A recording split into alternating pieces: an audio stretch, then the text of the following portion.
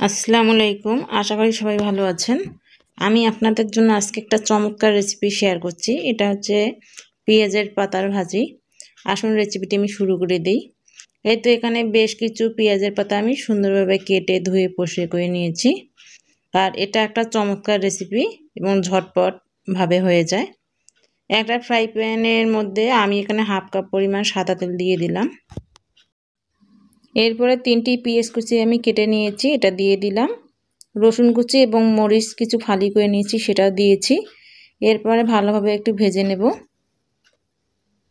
এই তো ভালোভাবে একটু ভেজে নেওয়ার পরে আমি এখানে সেই পেঁয়াজের পাতাগুলো এক এক করে দিয়ে দিচ্ছি। এরপরে হাফ চামচ পরিমাণ লবণ দিয়ে দেওয়ার পরে আমি একটু 5 মিনিটের জন্য ঢাকনা দিয়ে রাখবো। আর এর মধ্যেই পেঁয়াজের পাতাটা সিদ্ধ হয়ে আসবে।